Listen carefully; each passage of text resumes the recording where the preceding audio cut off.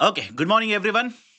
Welcome to Unacademy IAS, a one stop destination for all the English medium civil services aspirants. This is Shyam Kaggod here, taking up the Hindu news analysis dated 29th May 2025. From the daily edition, I've taken a total of 10 articles. And before you ask me, sir, what about the other newspaper, Indian Express, that you generally take? All these articles are overlapping with the articles in Indian Express as well. That's a reason from only Hindu I've taken 10 articles to make the discussion comprehensive and to take care of all of your current affairs requirements for acing the civil services exams. If you like this initiative, do not forget to hit the like button, and if you're yet to subscribe to our YouTube channel, kindly do it right now. Before I start the discussion, please do let me know in the chat section that I'm audible and visible for all of you. Am I audible and visible for all of you? Done. Let's start. Before I take up the first article, certain very important announcements. As usual, after the session is over, if you want to download the PPT with the annotations, please join my Telegram channel. After the session, it will be uploaded in this channel.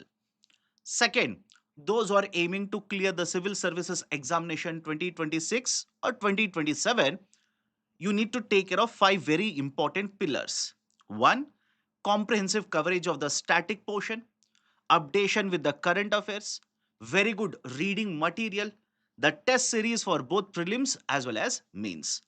All of this is available if you purchase our course at a price of 19,999. And if you use the code IS English, you'll also get an extension of up to 12 months.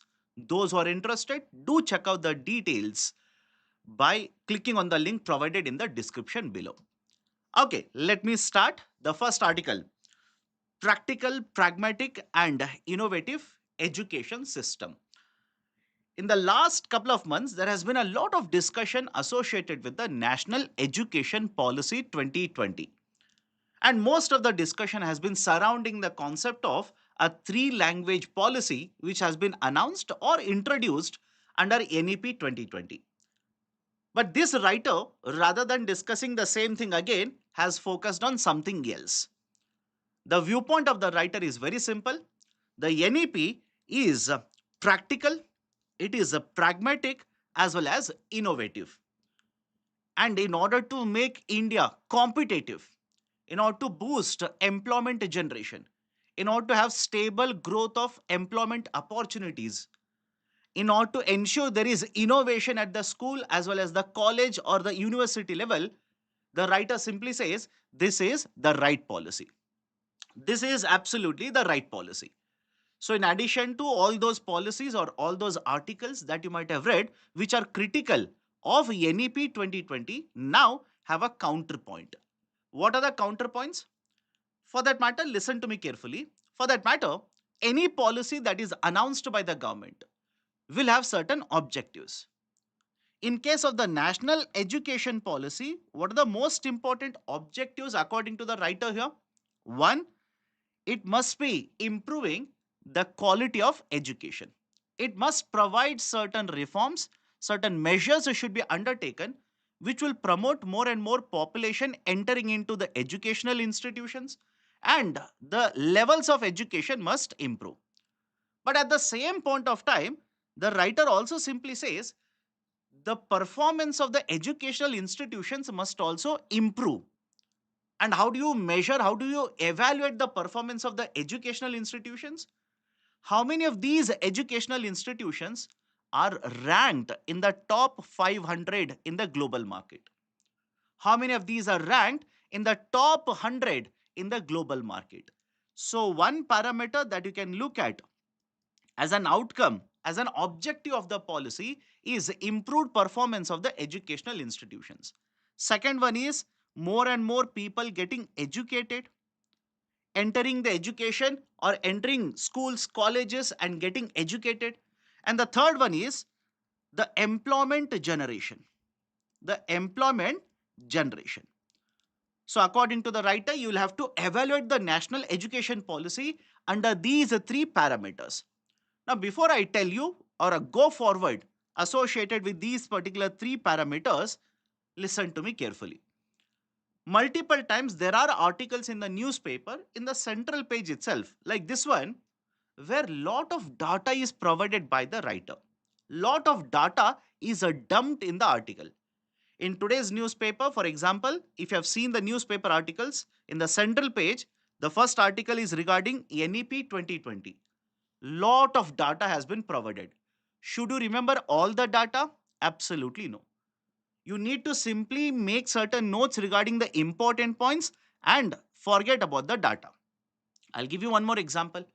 There is one more article again in the central page regarding the remittances policy or remittances report published by Reserve Bank of India.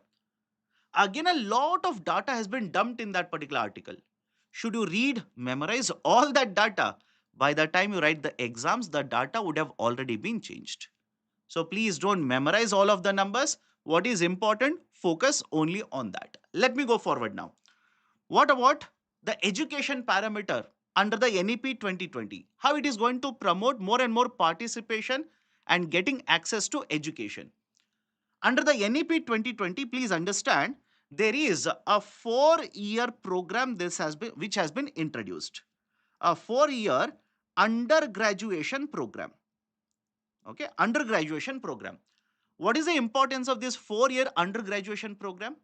A lot of times you must have seen in your surrounding, in your vicinity, or in your own family, distant family members, lot of the people who will enter into, let's say, colleges will pursue only education for 1 year.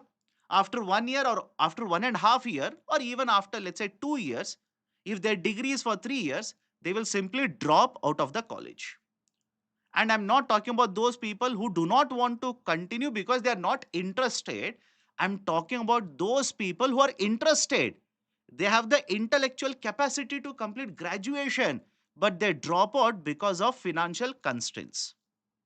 They drop out because of various other family requirements, because the burden of taking care of the family has fallen onto their shoulders. So, what should we do regarding that kind of people or those kind of students who are interested, who want to pursue education, but they cannot continue because there are certain constraints? For such kind of people or the students, now there is a 4-year undergraduation program. In this particular 4-year undergraduation program, entry and exit is allowed. Right? I hope you understand entry and exit. What is the meaning of entry and exit? Let's imagine I will enroll into 4-year undergraduation program, which is being offered now. After 1 year, let's say there are certain financial constraints. There are certain family, right, let's say requirements, I'm not able to continue. Then the educational institution will simply give me a certificate. Is the point clear to all of you? They will simply give me a certificate saying that I've completed 1 year course. What if I complete the second year? I continue after first year, I do not quit, I continue after second year. Then one more kind of a right certificate is issued. If I complete the third and the fourth year, then the graduation certificate is issued. And what is the use of this? The writer simply says the use of this is because the entry and exit is allowed because of various constraints, rather than simply discontinuing and simply not getting the complete course completed. Now the students or the learners will have the option, and this will provide a lot of flexibility for these people, right, to enter and exit according to the requirements, according to the financial situation, financial capacity. So that is essentially one parameter or one point that has been mentioned by the writer to bat in favor of national education policy. And not just this, the writer also mentions the concept of industry educational institution tie-ups. Industry educational tie-ups. What do I mean by this?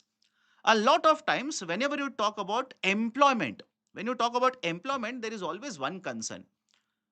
These people who are graduating, these graduates do not have the knowledge regarding the real life functioning. That is how the work happens on the floor of the factory. I do not have real time experience. A lot of these graduates, because they do not have skill sets, they lack these kind of understanding, or they do not have the knowledge, these are not generally considered to be employable by many of these particular employers or the companies.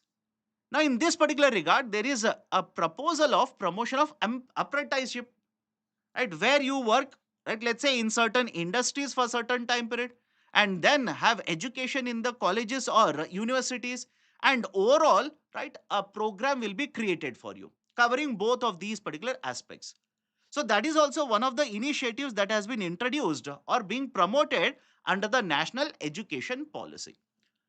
In addition to this, there is always a need to promote innovation. This is one more point. There is always a need to promote innovation. A lot of times, whenever you talk about why Indian economy doesn't perform very well, when you talk about that parameter, you will basically come to one of the parameters, one of the factors that is holding back the Indian economy. That is research and development. Innovation is not focused, right? There is no focus, especially from the private sector or even in the universities, to promote innovation, research and development. Under the national education policy, the writer says even this will be promoted. For example, have a look at this data now. I've thrown lot of data. Just try to remember certain important points which you can use. For example, R&D, research and development cells, have been established in more than 240 universities. More than 240 universities now have R&D labs where innovation will be promoted. And not just this, the writer also says, look at the number of patents which have been filed in India. Look at the number of patents. And one of the reasons or one of the factors that you can look at to determine how R&D is happening in a particular country is by looking at the number of patents which have been filed. According to the writer here, the number of patents which have been filed by the higher educational institutions in India have grown to more than 7,400 filings, which was around 19,000 in the last 3 years. So, in terms of, has grown from 7,000 to 19,000 in a span of, right, 2 years. So, argument of the writer is R&D is being promoted, and this is outcome of the NEP 2020 policy. Now, in addition to this, what about the ranking of institutions? Because that should be one of the outcomes of effective policy making. The ranking, in terms of ranking, the writer simply says there are multiple rankings which are published, and many of these educational institutions, they have started featuring in these top 500 global institutions.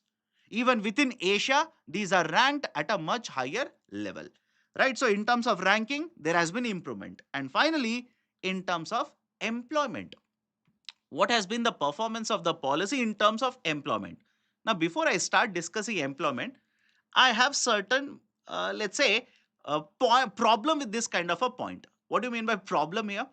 Whenever you talk about effectiveness of any policy for that matter, effectiveness of any policy, please do not conclude whether the policy is good or bad in short term. Please do not decide that in a very short duration. You'll always have to look at these kind of structural policies in a longer duration. If I ask you, has the Make in India been successful or not successful? You have a database of last 10 years to come to a decision whether it is successful, moderately successful, or not at all successful. If I ask you a policy that was announced, let's say, hardly 2 years ago, and I ask you, tell me whether this policy has been very successful or not, then please do not jump to a conclusion based on only 2 years data. You will have to give it certain point of time. You'll have to give it time, because a lot of times policy is announced, but the implementation takes time. And when the implementation is done, you will find out there are certain problems associated with the policy, drawbacks associated with the policy. You'll have to work them out. You'll have to address them. And then, let's say, maybe after 10 years, maybe after 8 years, after working out all the problems, you will have to evaluate whether the policy is successful or not successful. But, anyways, let's come to this particular point which has been mentioned here. The writer simply says the number of the casual jobs which have been there in India, the number of casual jobs which have been there in India, those particular jobs have actually come down. Casual labor has come down. But at the same point of time, it has also documented that there is a higher number of jobs which are getting created. More and more formal jobs are getting created. Overall job situation in India has improved and the casual labor numbers have decreased. What does it actually indicate? It indicates that the quality jobs which are there in India have started increasing. And when I say quality jobs, I'm talking in terms of the stability of the job or security of the job, etc. For example, a person who is working as a software engineer in a company, the job is stable. There is a salary payment at the end of the month. There is a job security. Whereas compared to that, let's say a worker working in agriculture field as a labor, there is no guaranteed, right? Let's say, or there is no job security, or construction worker, there is no job security, there is no guaranteed payment, etc.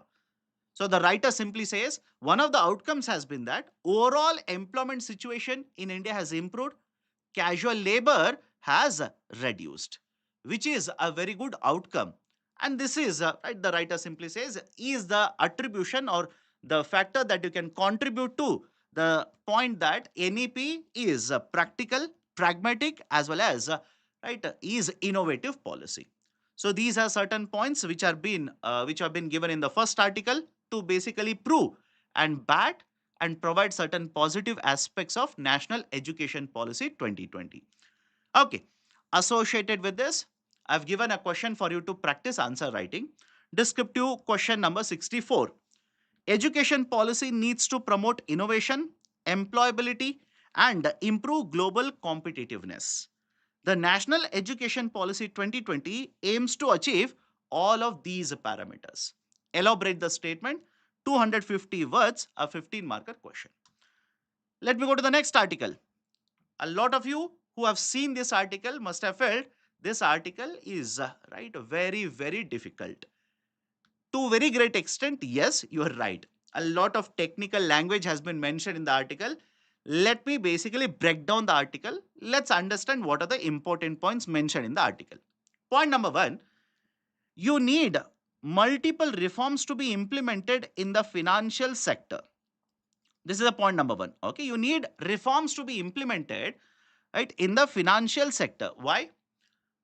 Though reforms have been implemented, multiple reforms so far have been implemented, but these are incremental in nature. Incremental simply means it has changed the structure or it has made certain changes in the financial sector, but these are not very great changes. These are very, very small changes which do not have a larger impact on the sector. What is required is structural reforms.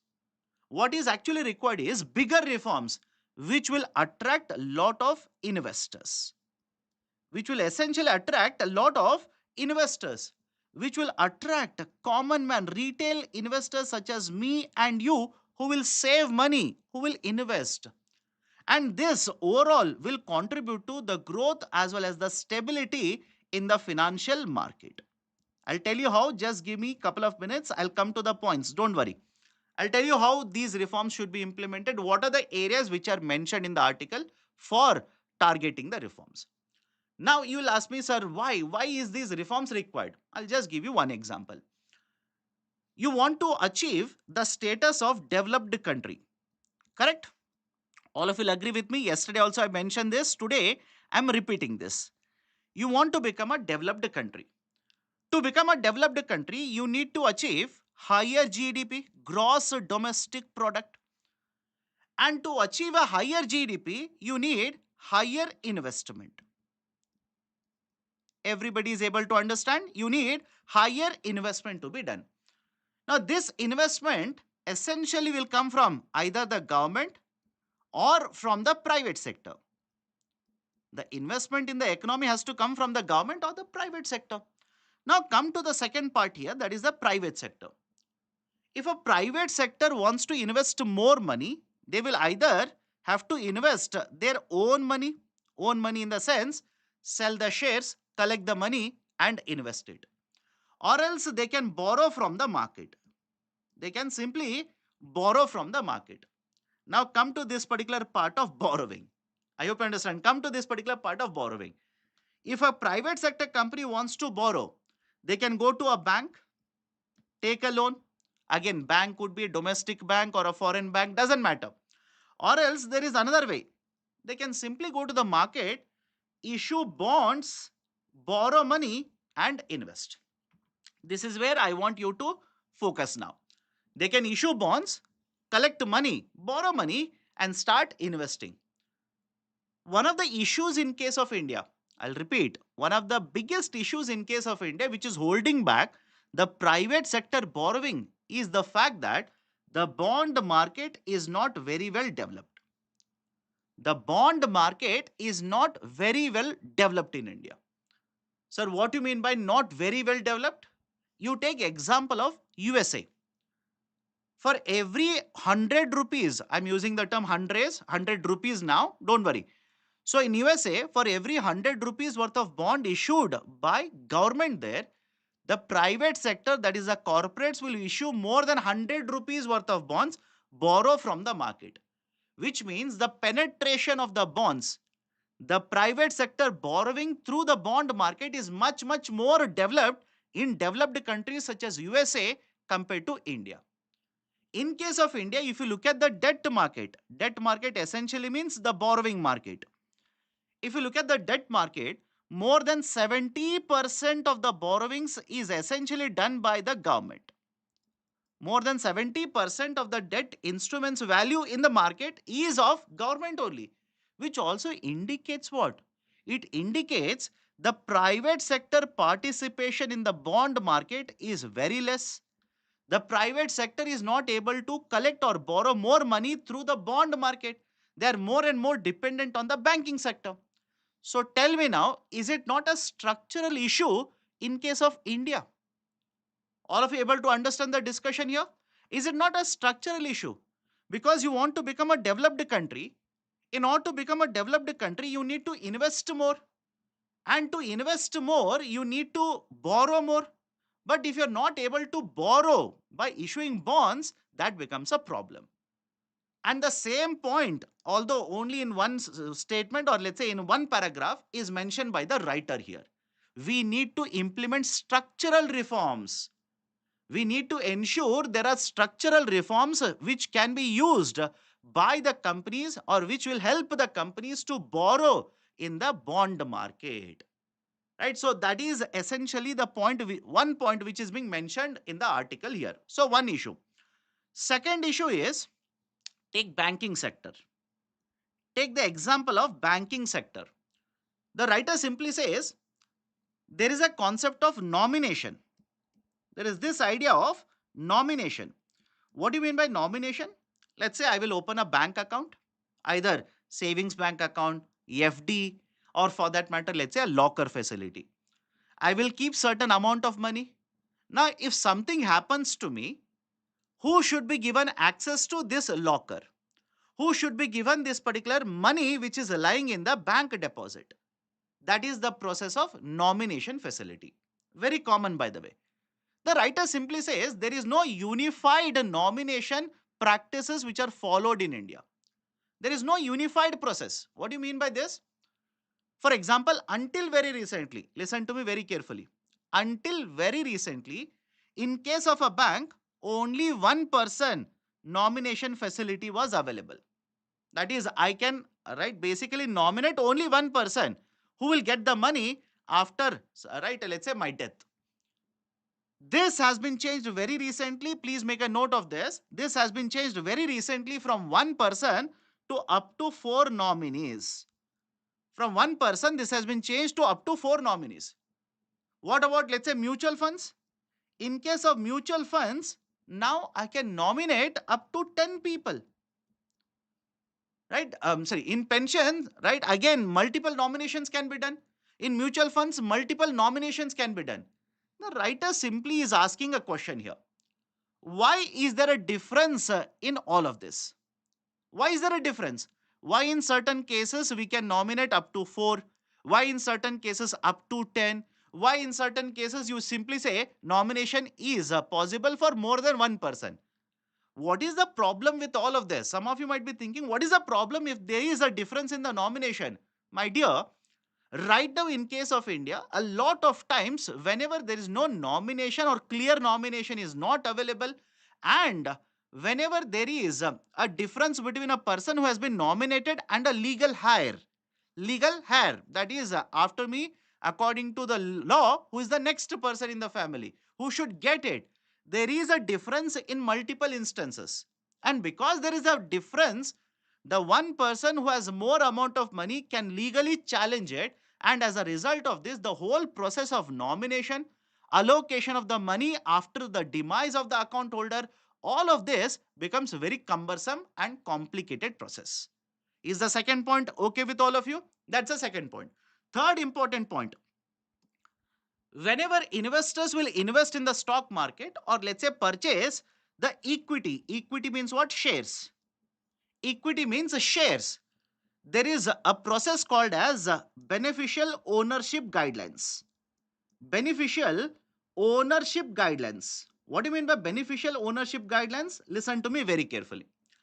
Let's say there is a foreign company which will invest and purchase 10% of the shares of an Indian company. Now, this foreign company is owned by whom?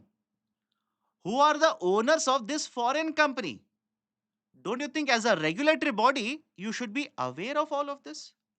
You should know who are the owners of this foreign company. And if you're wondering, sir, why should I know all of it? Reason is very simple. What is stopping this foreign company to invest in India by not basically circulating the black money back into India? Right, the black money or illegal amount of money that is generated in India will be routed outside India.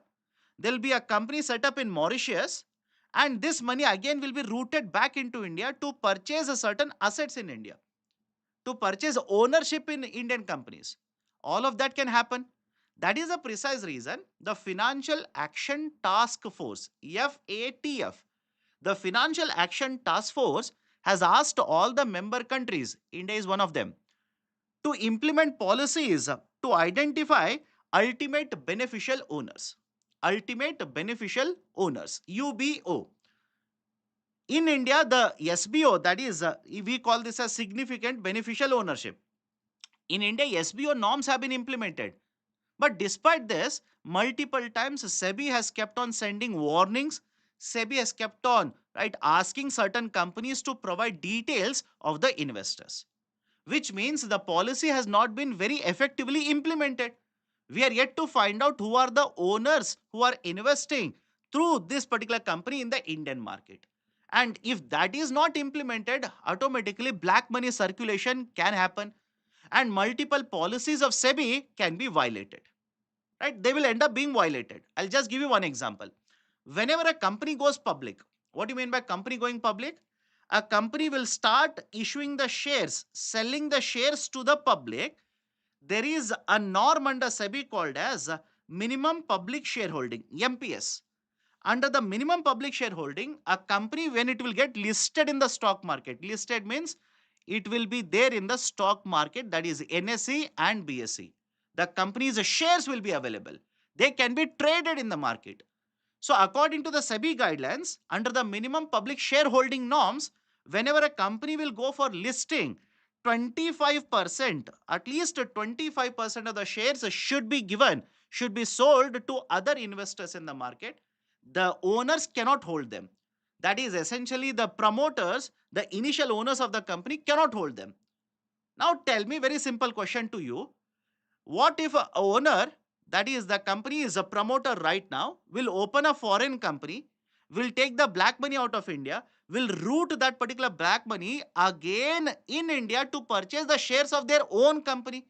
Is it not violation of minimum public shareholding norms? Of course, yes. And the only reason I'm discussing this in detail is because very recently, I don't know how many of you have read this in the newspaper, SEBI has warned two Mauritius owned entities. Have you come across this? In the last 10 days, it was there in the newspaper. SEBI has sent a warning to two Mauritius owned companies which have invested in Adani companies to provide information regarding beneficial ownership. Right, so that is the third important point which has been mentioned by the writer here, where reforms need to be implemented in an effective manner. Fourth one, there is a need for reforms being implemented in the NBFCs. NBFCs, non-banking financial companies, or else a part of shadow banking, which are part of shadow banking system. What is an NBFC? Non-banking financial companies are similar to banks. Again, underline the term similar to banks. They are not banks, right? In the name itself, it is there. But please understand, they perform functions similar to the bank, such as giving loans, collection of deposits, investment in infrastructure, etc. But they do not have a license of a bank. They do not have a license of a bank, right? So that is a very simplified definition of an NBFC. But many of these types of NBFCs are violating norms. That is the point mentioned by the writer here. They are violating the norms. For example, there is a concept called as margin funding. There is this idea called as a margin funding. A lot of times, what is done in margin funding is, imagine you want to purchase a share of 100 rupees. I will ask you to provide a margin, small amount of money. Let's say 30 rupees. You want 100 rupees to purchase a share. I will ask you to give me 30 rupees. Now, after taking 30 rupees from you, I'll give you a loan of 100 rupees. And you will use the 100 rupees to purchase a share in the market. I will keep the share as a collateral as long as you do not repay the loan amount. This concept is called as a margin funding. But argument here is, margin funding, there is a lack of regulation.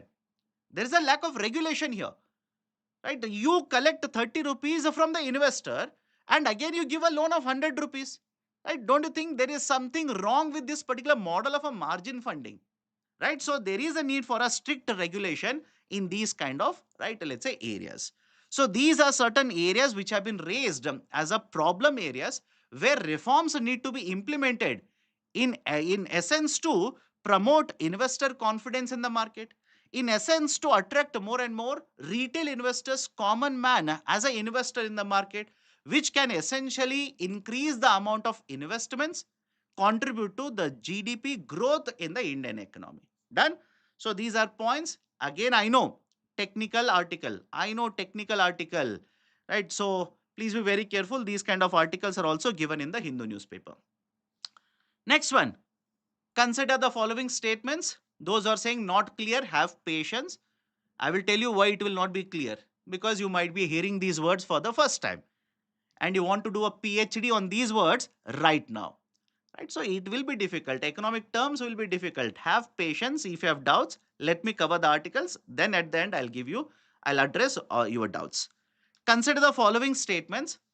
As per the Banking Laws Amendment Act of 2024, bank account holders are allowed to nominate up to 4 people. Yes, it is correct. This has been notified by Government of India. Please be very careful. This has been notified. April 15th, Government of India has notified this amendment law. Until very recently, only one nominee, now up to 4 nominees. The significant beneficial ownership norms are enforced by RBI, Reserve Bank of India. The SBO norms are enforced not by RBI but by SEBI. Second statement is incorrect. Only first one is correct. Right option for question number 114 will be option A. Let me go to the next article now. POCSO, the Supreme Court's deviation in terms of POCSO law, or right, a POCSO Act. Now, what are the important points here? This has been there in the newspaper, right? This has been there in the newspaper for some time. Listen to me carefully. The Government of India back in the 2012 implemented a law by the name of POCSO. What is POCSO? Prevention or Protection of Children from Sexual Offences Act. Right? So Protection of Children from Sexual Offences Act. Right? This was implemented in 2012.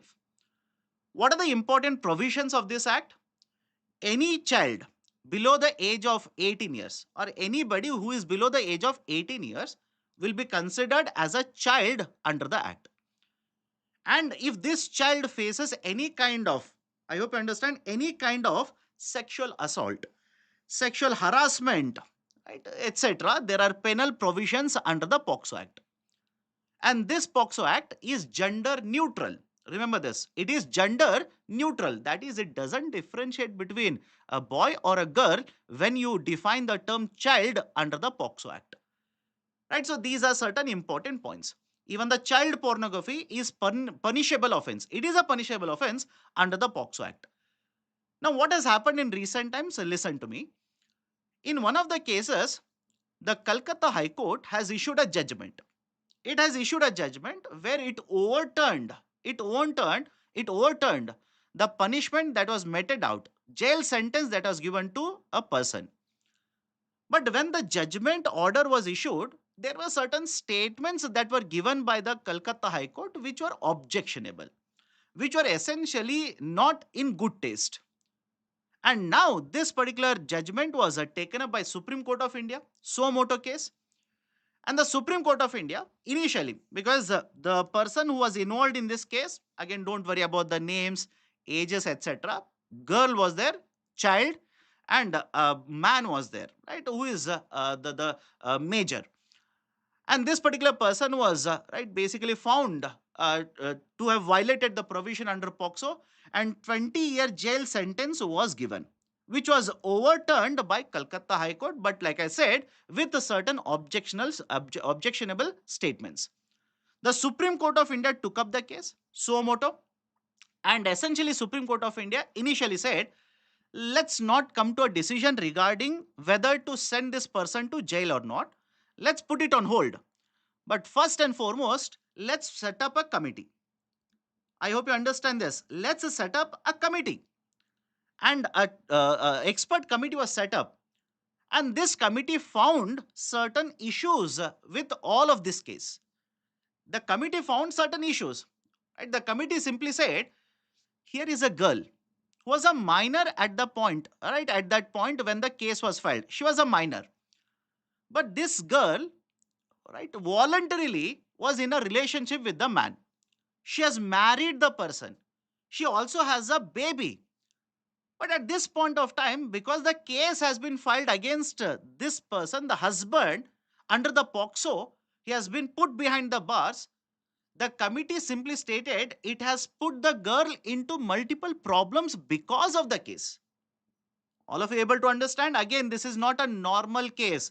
Supreme Court of India was very clear, very vocal in this case. It said this is something new for us. It has put us into thought whether the law is basically punishing the people because of the provisions under the law which are to protect the children. And that's the reason Supreme Court of India in this judgment said this should not become a norm. Whatever judgment has been issued by the Supreme Court of India should not become a precedent in other cases. It should not become a precedent. What the committee said, the girl has been put through lot because of the provisions under which the man or her husband has been booked into and sent into jail. And Supreme Court of India looked at all of this, took the committee recommendation into consideration and stated that let's not impose a jail penalty on the husband. Let's not impose a jail penalty. Rather, Supreme Court of India mentioned that the society has judged the girl. Society has judged the girl.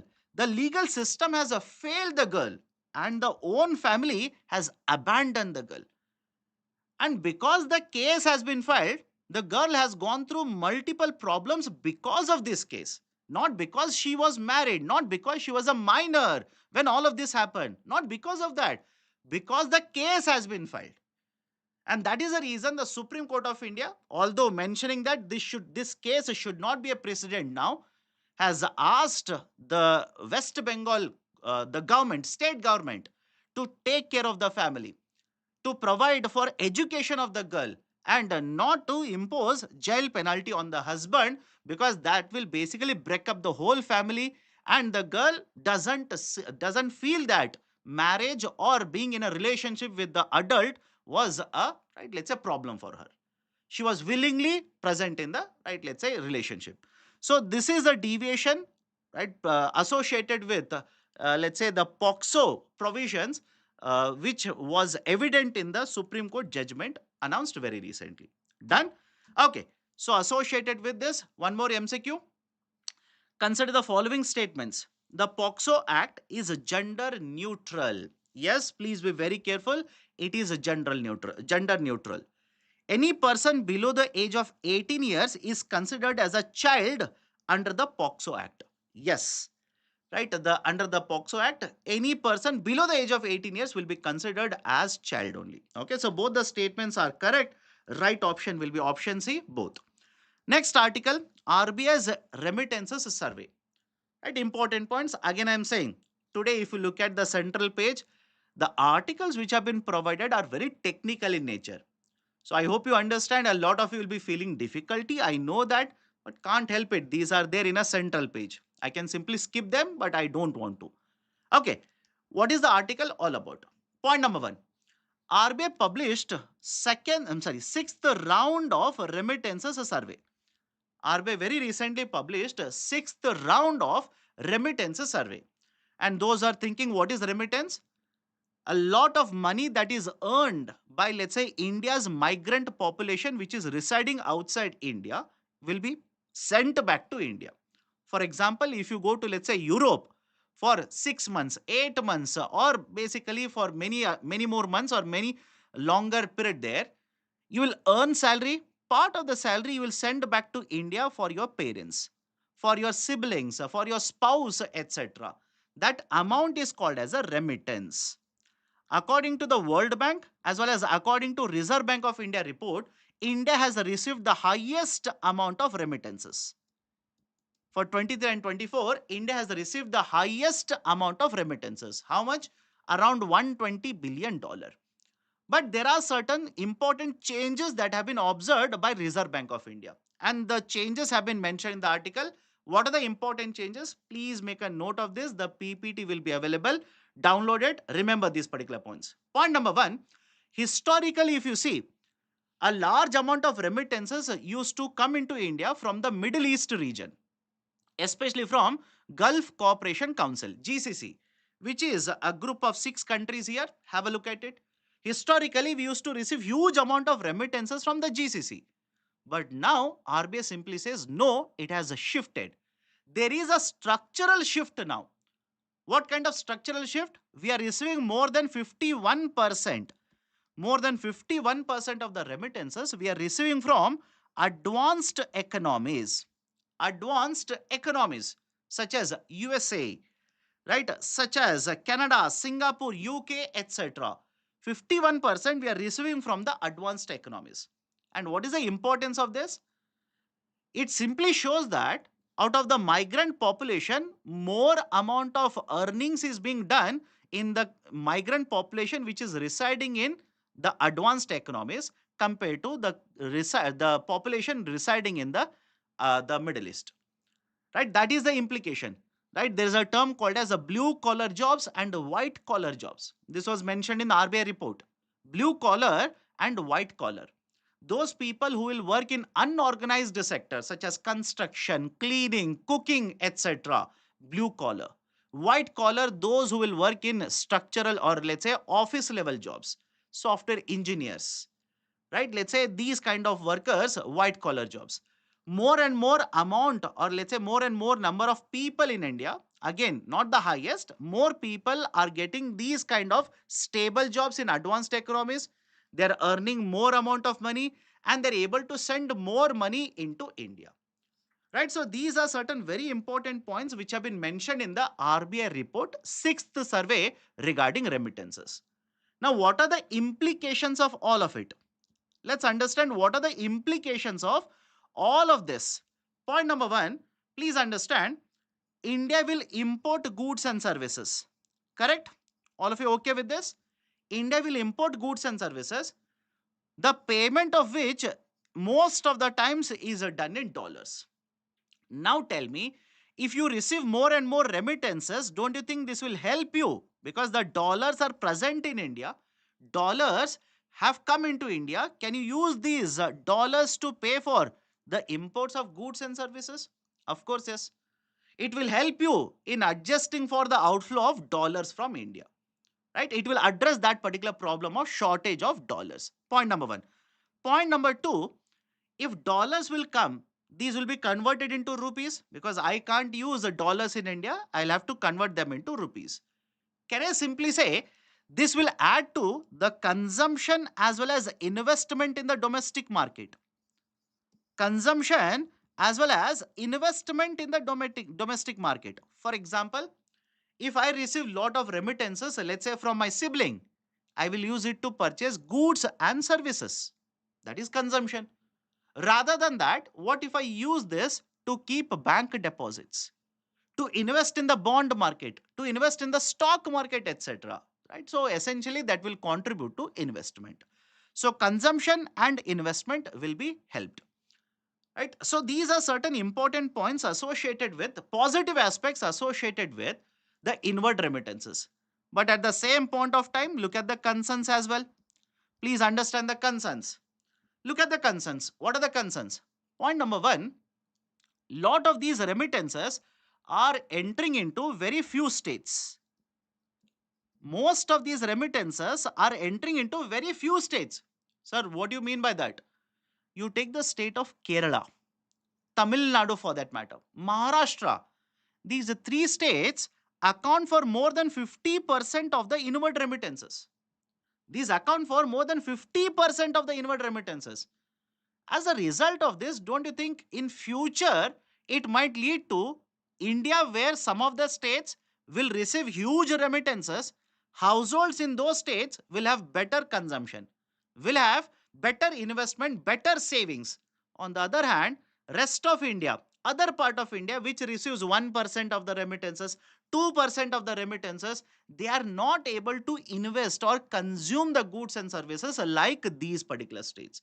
So there might be a division that could be created. And according to the World Bank, the inward remittances will only increase in the next decade. It will keep on increasing till the next decade according to the latest report by World Bank. So few of the states are receiving major amount of remittances. Other states are receiving very negligible remittances. That is creating an instability or let's say a gap. Second one, the RBI report does not provide data regarding how the households are using this money. I'll repeat the statement. The RBI report is not giving any information regarding households for what purpose they're using this money. Are they using this money to, right? Or how much of the money is used for goods and services purchasing? How much of the money is kept in bank deposit? That division is not provided. And that is required, by the way. That division is actually required. Why? Granular data. You require granular data. Using that particular data, you can formulate policies. You can simply formulate the policies. And the third concern is no doubt a large chunk of the remittances is coming from the advanced economies. Yes, good. And if you see how much remittances are above, let's say, a certain amount of threshold, how much very small amount of remittances, you will realize that over a period of time, large amount of remittances are coming from developed economies and per person the remittances are very, very high. What do I mean by this? Have a look at the data given in the article here. In 23 and 24, if you look at how much of the remittances, right, are above 5 lakh rupees, that is one person sending above 5 lakh rupees, that is a very, very, right, small number. Right? The number of people sending more than 5 lakh rupees is a small number. But what is the problem with that? Problem is you're talking about these people working well or at a stable position, earning good amount of salary, sending back the remittances. What if there is a loss of job? What if there is a recession in these advanced economies? What if there is a problem with, right, let's say visas or let's say green card permits, etc., etc.? Don't you think they might end up losing a job? And if they end up losing job, person who was sending 5 lakh rupees or above to India, suddenly they will vanish. They will not be able to send that. And the overall remittances will take a huge hit. That is the concentration issue associated with these particular high level, high value remittances. So these are the benefits, these are the concerns associated with the remittances report that has been published by Reserve Bank of India. Everybody is okay with this discussion here? I've given a question for you to practice a descriptive answer writing. One, basically analyze the role of inward remittances and also discuss the changing patterns and the issues associated with the changing patterns. You have sufficient data now. You can quote the data as to how much remittances you are receiving.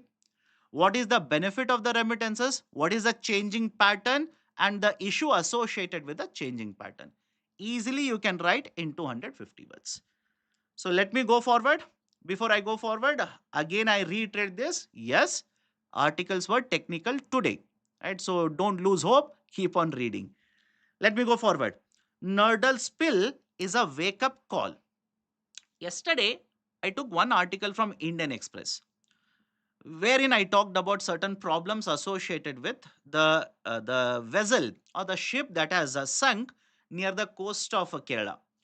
Now, in Hindu newspaper, there is one more problem that they have mentioned associated with that mishap, right? Associated with that, right? Let's say issue. That is a Nurdle Spill. Please remember this, right? Yesterday I spoke about oil smothering, etc., etc. To those to those words now, add one more terminology: Nurdle Spill. What is a nurdle in the first place? What do you mean by nurdle? All of you have seen the plastic bottles in your home. Right, when you purchase let's say cooking oil, it is given in a plastic bottle.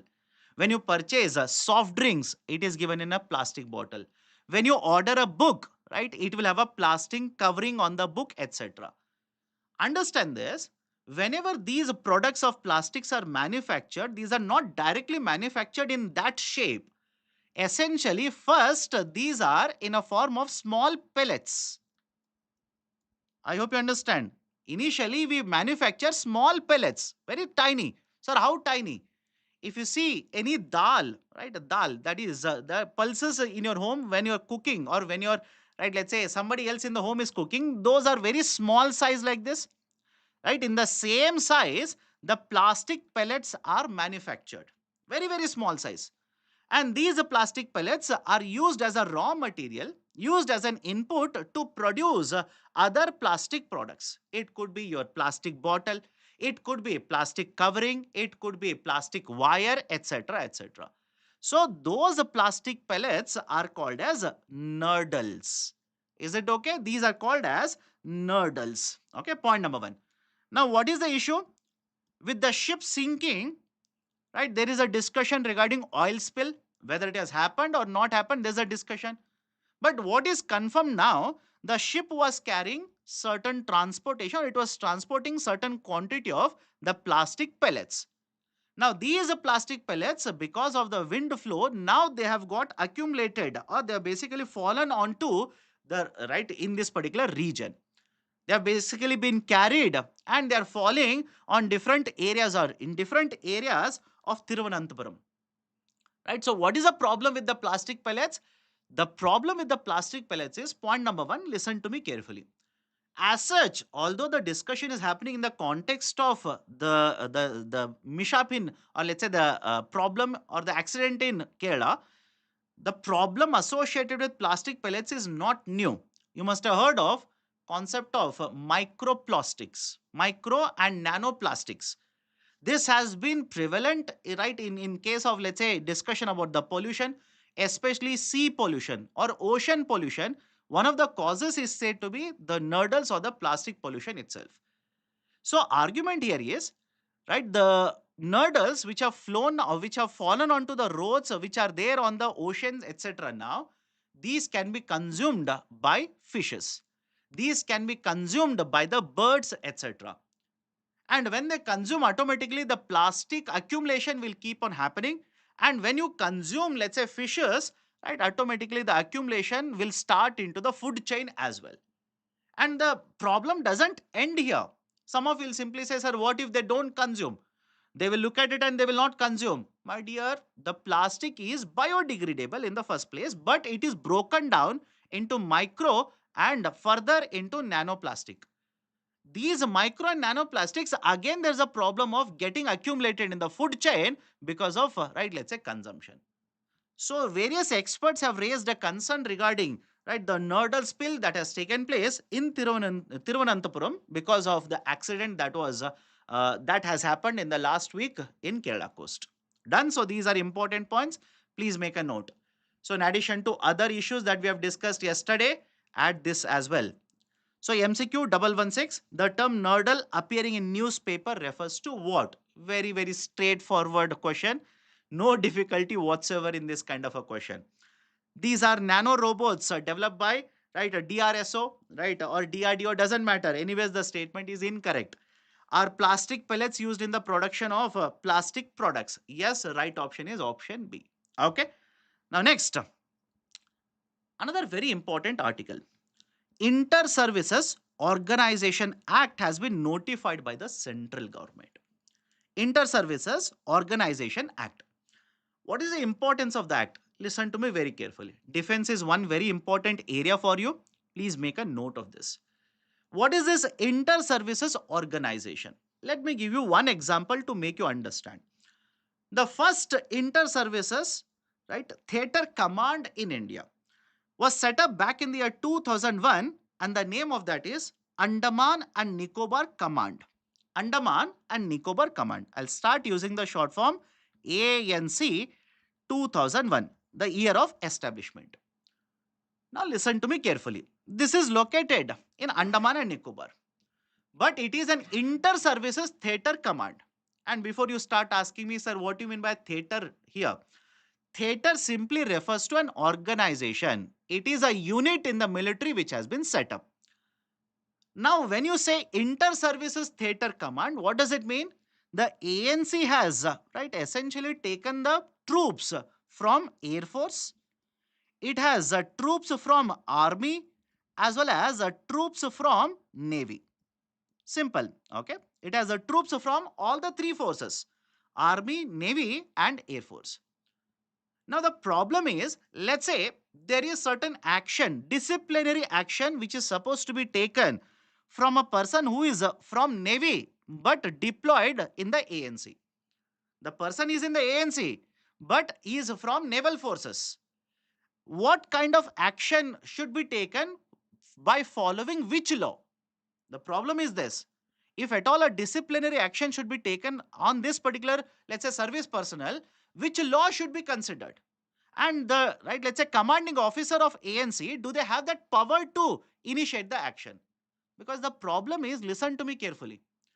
The Air Force and Army, whenever you talk about the law or the provision regulating services, disciplinary action, Air Force, there is an act, Air Force Act of 1950. Army has an act, Army Act of 1950. Navy has an act, Navy Act of 1957. Now you tell me, what kind of action should be taken, which provision should be followed by the commanding officer who is sitting commanding the ANC? Don't you think there will be a lot of, right, let's say, dispute here, lot of issues here? The government of India until now basically maintained that the commanding officer of ANC has to simply send back this report to the representative of Navy, that is the head of Navy. And this person will also be repatriated, sent back to the naval forces, and then disciplinary action shall be taken. But think of this right now, right, because of what has happened in the recent times and because of the threat of China always looming over India. Don't you think there is a need for having a coordinated approach in terms of movement of the troops, whether they belong to Army, Navy, or Air Force? Don't you think the commanding officer who is taking charge of this particular, let's say, ANC, should be given the power to call all or take all of these decisions, etc.? That is the precise reason why now the government of India has introduced or notified Inter-Services Organizations Command, Control and Discipline Act of 2023. This has been notified by the government now. And what it will essentially do is, whenever there is a inter-services command, inter-services means when you have, let's say, members coming from different armed forces like this, whoever is the commanding officer will have the right to take all the actions. It will basically promote discipline. It will promote a movement. It will essentially promote, right, interconnectedness or jointness. So these are certain important points associated with this article provided here. Okay, it has been there in the discussion for more than 1.5 years now. So associated with this article, I've given an MCQ. MCQ 117. Consider the following statements. India's first integrated command is Andaman and Nicobar Command, ANC. Yes, please make a note of this. ANC 2001 is the first one. Second one, the post of CDS, Chief of Defense Staff, was created based on the recommendation of Kargil Review Committee. How many of you think this is correct? Let me see. Because CDS basically is the person, or he is the let's say officer who will take care of or who will call the shots in all the three, who will give orders to all the three chiefs as such. So post of CDS, Chief of Defense Staff, was created based on the recommendation of Kargil Review Committee. Yes, multiple committees are there, but one of the committees is the Kargil Review Committee 1999. So both the statements are correct. Right option will be option C, right? The both the statements. Let me go to the next article. I'm pretty sure a lot of you might be thinking too much of, right, let's say knowledge today, too much of concepts today. Right? What to do? Let me go forward. E-commerce of companies have been warned of action over dark patterns. Right? E-commerce companies have been warned by the Consumer Affairs Ministry. Now, what is this idea of a dark pattern? What do you mean by the term dark pattern? Many of the times, let's say you want to order something on Amazon. You want to order, you have chosen the product, you are about to click order, or you are simply surfing, right, let's say different options. When you want to purchase this product, they will basically have a pop-up. They will have a information, highlighted information saying that only two products are left. You want to, right, let's say book a ticket in Book My Show. Book My Show ticket simply says only 2%, right, of the seats are left. Almost full. You want to book a flight ticket, right? The website simply says only 2% of the seats are left, almost full, they'll say. The government simply classify these, right? These kind of practices, by the way, these kind of practices as a dark patterns. That is the practices which are followed by the sellers, which are not representing the correct picture, which are misleading in nature. These are called as a dark practices or dark patterns. The Ministry of Consumer Affairs, right? Remember this. The Ministry of Consumer Affairs, under the law, right? What law? Consumer Protection Act of 2019. Remember this. Consumer Protection Act of 2019. The Ministry of Consumer Affairs says we have powers to regulate this. Right? We have powers to regulate this. And if we find that any of these e-commerce companies, any of these sellers are involved in dark patterns, we have the powers to penalize them and we will take action against them. And that is exactly what has been conveyed by the Minister of Consumer Affairs to the e-commerce companies. Right? So the Consumer Protection Act of 2019, remember that. Right? The dark patterns comes under the regulation of Consumer Affairs Ministry. Remember that. And if UPSC wants to make the question paper difficult, they might ask you certain types of dark patterns. They might give you examples of these, or they might give you 5 to 6 and ask you which of the following are types of dark patterns. And just to make it easier, I've given a table here. Please have a look at it. There are multiple types of dark patterns. For example, let's say bait and switch. That is, they will offer something to you, but when you purchase, something else is given to you of inferior, very, very bad quality.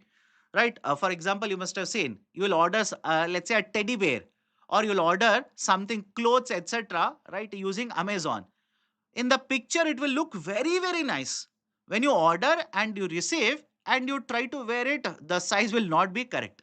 Or, right, the teddy bear in the picture will look very large, but it will be very, very small when you order and get it. Right? So basket sneaking is there. That is, you will purchase something. In addition to that, they will add something in your basket. Let's say you will order bread. When you want to place the order, along with the bread, the company would have added, let's say, tomatoes. Along with the bread, they would have added, right, let's say, butter. And why? They'll simply assume that you will consume both of them. That is again a dark pattern. Right? Subscription trap. Right? That is, they will ask you to subscribe. You will subscribe. But when you want to unsubscribe, you will not be allowed to do that. Right? So different types of dark patterns are there. Please remember all the names at least. UPSC can give you which of the following are the types of dark patterns. Question can be asked in the prelims or even in the mains it can be asked. Bahadur Alam, which is the ministry? Consumer, right? Affairs Ministry. Consumers Affairs Ministry. It is there in the first line of the article. Consumer Affairs Ministry. Okay. Cancer care in India.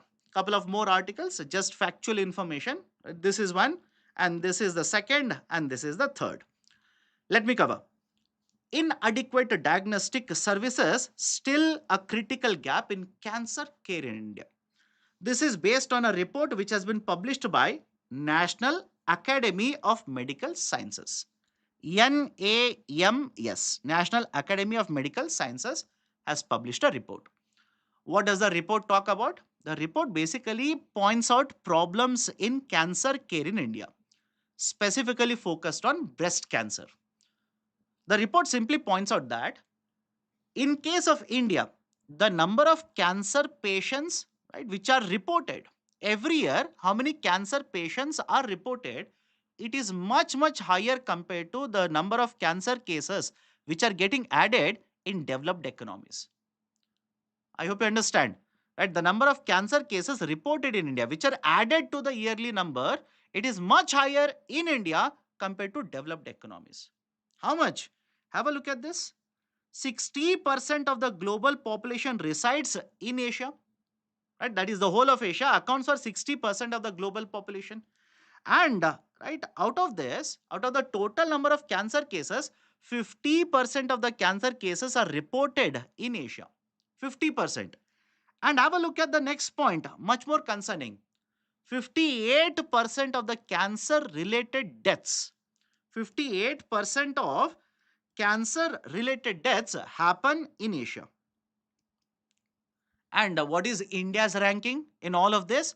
India is ranked third in accounting for cancer cases. When you account for cancer cases, India accounts a third in ranking. And not to be proud of, which also means there is some problem structurally, fundamentally, something is wrong in the whole system in India. So, what does the report say? A report simply mentions that the diagnostics, right, that is essentially testing procedure that we have. There is a lack in diagnostics in India. Huge, right? Let's say lack is that is infrastructure is not sufficient in simple terms. What are the reasons why there is a lot of cases reported, especially at later stages, at advanced stages in India? There are gaps in diagnostic services.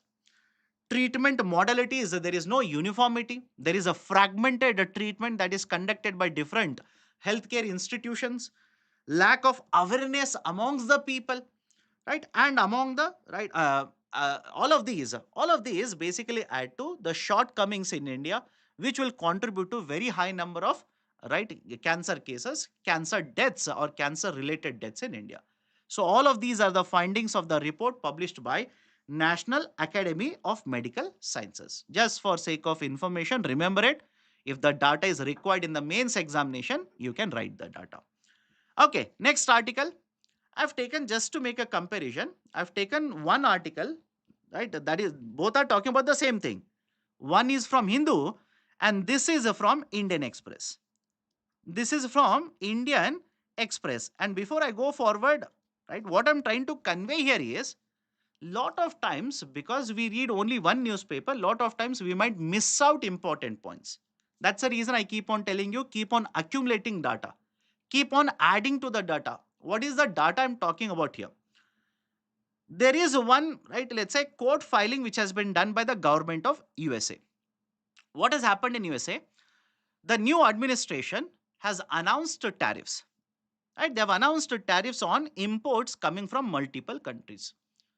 One of the company has dragged the government of USA to the court stating that the president of USA doesn't have these kind of powers. And these kind of policies are disrupting and will affect our interest. They have dragged the government essentially right to the court. Now, what has been the information given by the minister, that is the Trump administration representative to the court, has raised a certain interest. 2 points, two very important points. One, The administration simply says the president has all the powers. The president has all the powers to impose such tariffs. The powers are coming from which law?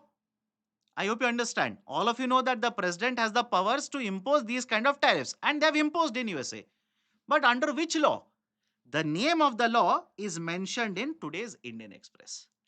Right? And earlier also it was there, but now please make a note of this. International Emergency Economic Powers Act. IEEPA, International Emergency Economic Powers Act. So the government there has clarified that no, the president has all the right. The president has the powers to impose the tariffs under IEEPA, citing national security. Citing the national security, the president can impose these kind of tariffs. But more importantly, something else was mentioned in the filing. The filing simply says, if you take away these powers of the president, if you restrict these kind of powers of the president, see what happened very recently between India and Pakistan. This has been mentioned. What happened between India and Pakistan? Two nuclear powers were very close to starting a war. Very close to starting a war. Because the president intervened, because the president interfered here, and under the powers of the law stated that I will give you more trade, I will allow you to trade more with us, etc. That is the reason India and Pakistan did not go to war. There is a ceasefire. There is an agreement between both the countries not to continue with the war. I hope you understand the implications of this. Right? I hope you understand the implications of this. Why? When there was a discussion, when there was a clarification asked from the government of India, the representative of the Ministry of External Affairs simply stated that the ceasefire has happened because of the talks between two countries, that is India and Pakistan. Pakistan approached us. We agreed that we will not continue. We'll stop all these activities. They also agreed that they will stop all of the violations. But now, President of USA, who has been stating from day one, when all of this started, saying that, right, no, in the court ruling it is there, court filing it is there, saying that no, we were the intermediaries. We interfered between both of them. Otherwise, they would have continued the war. We told them that we will allow you to trade more with USA. And that power is there to the president. Hence, a court should not impose any kind of restriction, should not limit the powers of the president of USA. Right? This will again, I hope you understand, this will again raise the questions regarding, right, what actually happened between India and Pakistan, how the ceasefire was agreed to. But to be very precise here, understand, this statement has been given by the President of USA multiple times now.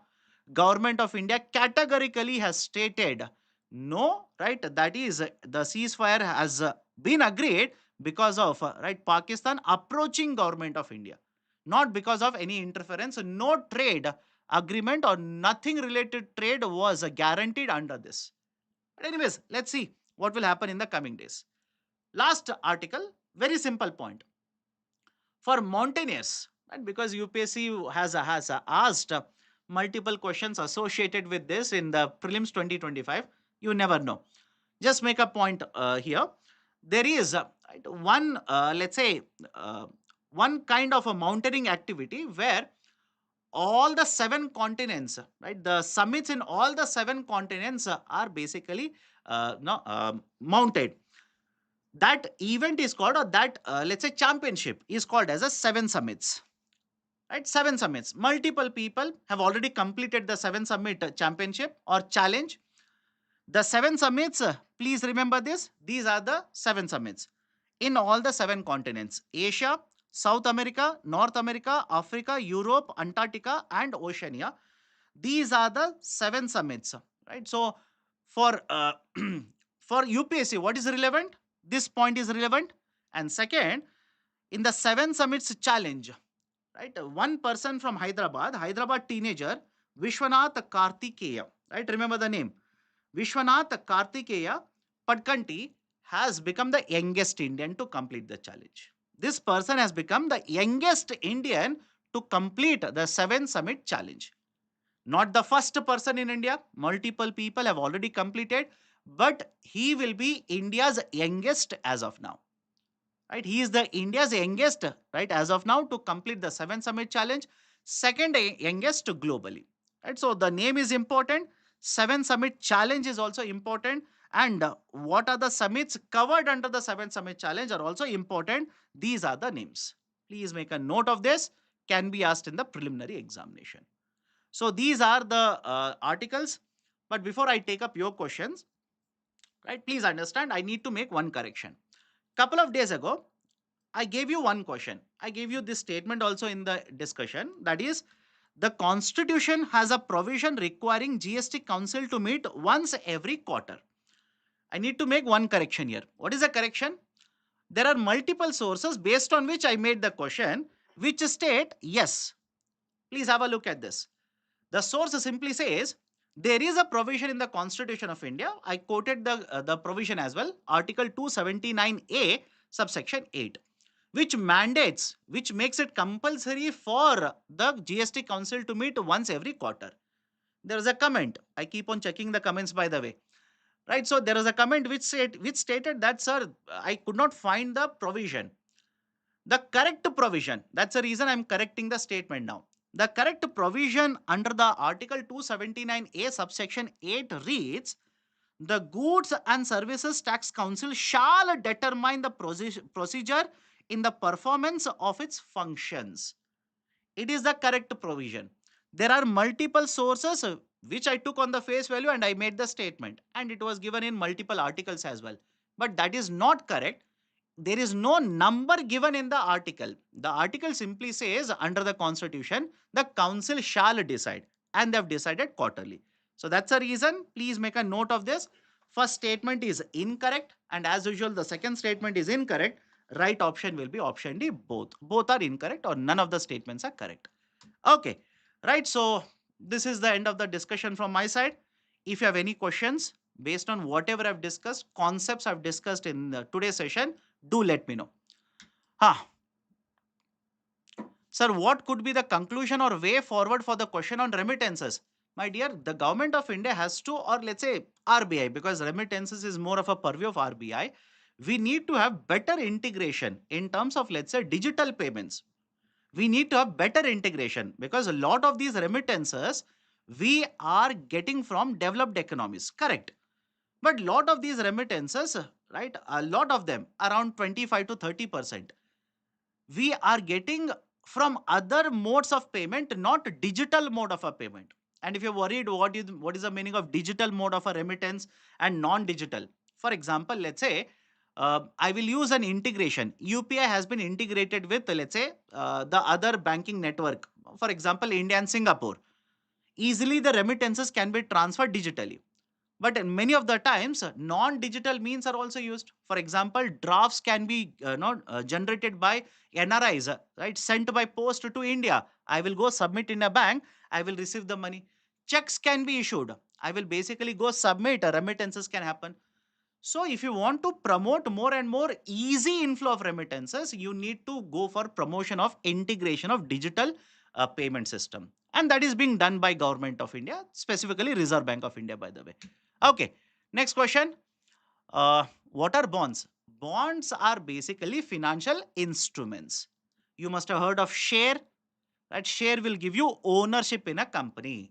But the bonds, when issued, let's say by the government, by the private sector company, or entities owned by the government, just simply means these are borrowing money for a specific period of time.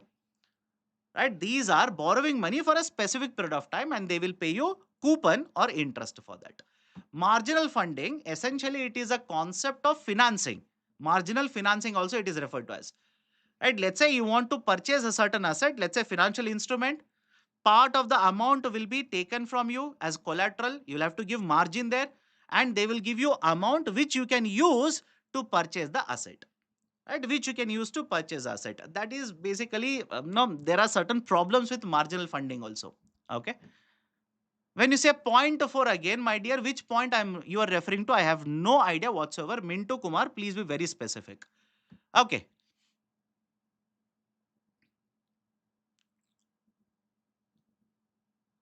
Are cooperative banks a scheduled bank or not? My dear, please understand cooperative banks can be scheduled as well as non-scheduled. They can be urban as well as rural. Okay. Could you repeat inter-services organization? There are three types of services. Armed forces. You have army, you have navy, you have air force. Inter-services organization simply means one organization or one unit is formed taking the members or soldiers from army, navy and air force. That is called as inter-services. Okay, done. So that's it from my side in today's session. Take care. See you next time. And before I wind up, if you like the session, do hit the like button. If you're yet to join our YouTube channel, kindly do it right now. And the PPT of this session will be uploaded in my Telegram channel after the session is over. Thank you. Have